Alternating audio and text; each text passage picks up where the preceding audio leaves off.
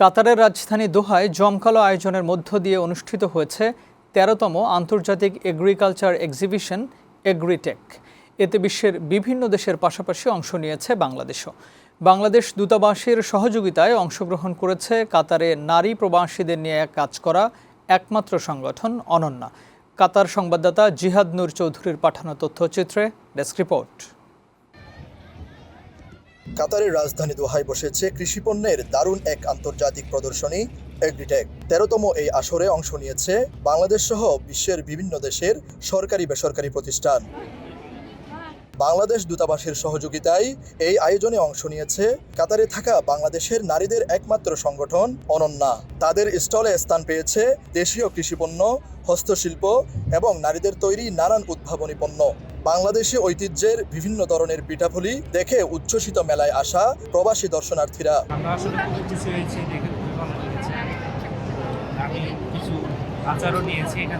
প্রদর্শনীতে অংশ নিয়ে অনন্যার সদস্যরা আশা করেন এর মাধ্যমে আন্তর্জাতিক বাজারে বাংলাদেশি পণ্যের পরিচিতির মাধ্যমে সুনাম বয়ে আসবে। আমাদের এমবিসি থেকে আমরা রিপ্রেজেন্ট করতেছি Bangladesh product, cloth and food.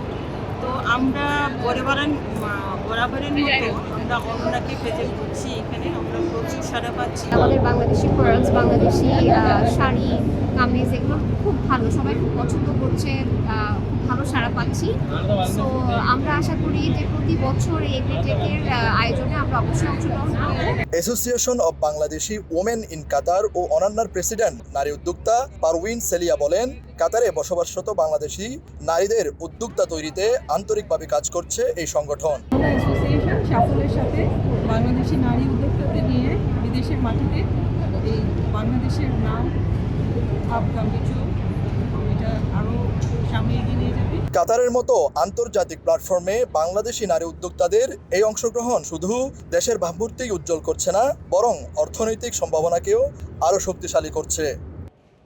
কাতারের রাজধানী দোহা থেকে জিহাদ নূর চৌধুরী, বৈশাখী সংবাদ।